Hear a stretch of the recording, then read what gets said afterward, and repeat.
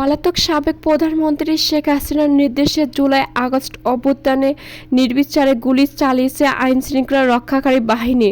জাতিসংঘের তথ্যানুসারে দলের প্রতিবেদনে এসব তথ্য উঠে এসেছে।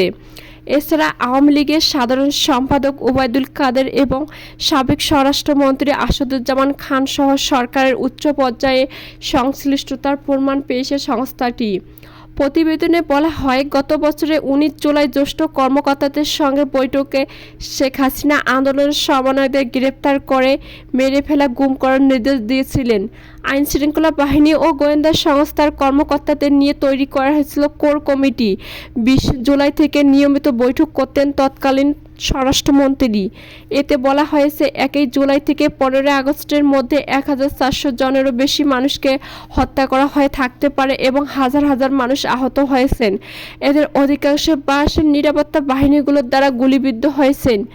নিহতদের মধ্যে 12 থেকে 13% শিশু ছিল বলে উল্লেখ করা হয়েছে প্রতিবেদনে। বাংলাদেশ পুলিশ জানিয়েছে যে তাদের 44 জন কর্মকর্তা নিহত হয়েছেন।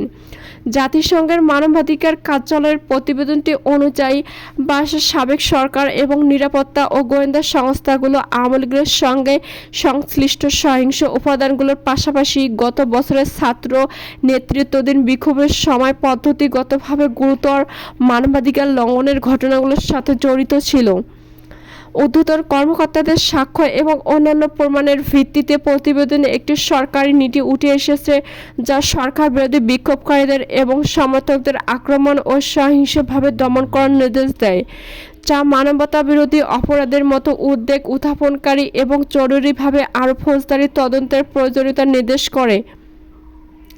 দক্ষিণ এশিয়ার বিভিন্ন দেশে মানবাধিকার লঙ্ঘন তদন্তে জাতিসংঘ ফ্যাক্ট ফাইন্ডিং মিশন গঠনের নজির থাকলেও বাংলাদেশের ক্ষেত্রে এটি প্রথম। বিভিন্ন নির্ভরযোগ্য সূত্র থেকে প্রাপ্ত মৃত্যুর তথ্যের ভিত্তিতে প্রতিবেদনে অনুমান করা হয়েছে যে 1 জুলাই থেকে 15 আগস্টের মধ্যে 1400 জনেরও বেশি মানুষকে হত্যা করা হয়ে থাকতে পারে এবং হাজার হাজার মানুষ আহত হয়েছেন এবং এদের অধিকাংশ বাংলাদেশের নিরাপত্তা বাহিনীগুলোর দ্বারা গুলিবিদ্ধ হয়েছেন। প্রতিবেদনটি নির্দেশ করেছে যে নিহতদের মধ্যে 12 থেকে 13% ছিল শিশু। বাংলাদেশ পুলিশ জানিয়েছে যে তাদের 44 জন কর্মকর্তা নিহত হয়েছেন। বিক্ষোভের সূত্রপাত হয়েছিল সরকারি চাকরিতে কোটা ব্যবস্থা পুনঃস্থাপনকারী উচ্চ আদালতের সিদ্ধান্ত থেকে, কিন্তু এর পেছনে ছিল ধ্বংসাত্মক ও দুর্নীতিগ্রস্ত রাজনীতি এবং প্রশাসন থেকে সৃষ্ট ক্ষোভ, যা অর্থনৈতিক বৈষম্যের সৃষ্টি করেছিল। প্রতিবেদন অনুযায়ী ক্ষমতায় থাকার জন্য সাবেক সরকার ক্রমাগত সহিংস পন্থা ব্যবহার করে এই বিক্ষোভগুলো দমনে পদ্ধতিগতভাবে চেষ্টা করেছিল।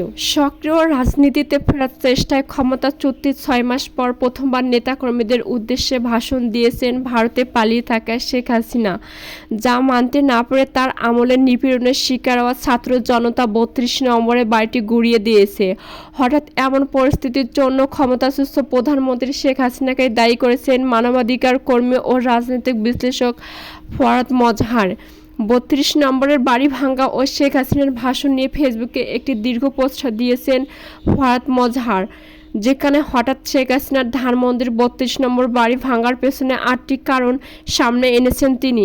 ফরহাদ মজহারের ফেসবুক পোস্টটি হুবহু তুলে দেওয়া হলে যুগান্তরের পাঠকদের জন্য। 32 নম্বর বাড়ি ভাঙার উস্কানি শেখ হাসিনা স্বয়ং দিয়েছেন। এই সময় তার ভাষণ দেওয়ার সিদ্ধান্ত ছিল উস্কানিমূলক।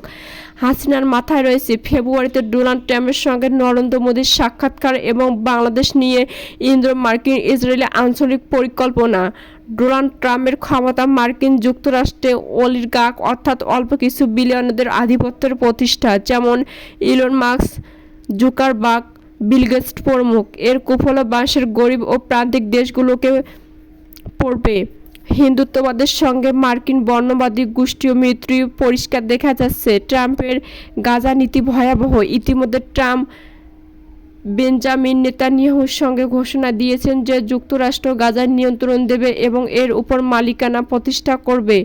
এই নতুন ভূ রাজনৈতিক বাস্তবতার পরিপ্রেক্ষিতে শেখ হাসিনার উদ্দেশ্যপ্রণোদিত ভাষণ বুঝতে হবে নতুন ভূ রাজনৈতিক সমীকরণের উপর দাঁড়িয়েছে। তিনি রাজনীতির যে ছক করছেন সেদিকে আমাদের পূর্ণ মনোযোগ নিবদ্ধ রাখতে হবে। ছাত্র জনতার ন্যায়সঙ্গত ক্ষোভের পরিণতি হচ্ছে ৩২ নম্বর ধুলায় মিশিয়ে দেওয়া। এটা শুরু শেষ নয়। আমরা দেখলাম একে রক্ষা করার কোনো পদক্ষেপ সরকার গ্রহণ করে নাই। সেনাবাহিনী কিছুক্ষণের জন্য এলো, ফিরে গেছে। জনগণের বিপরীতে সেনাবাহিনীকে দাঁড় না করার নীতি সঠিক, কিন্তু আমাদের মনে রাখতে হবে দিল্লি প্রমাণ করার চেষ্টা করবে যে জানমাল রক্ষা করতে উপদেষ্টা সরকার ব্যর্থ।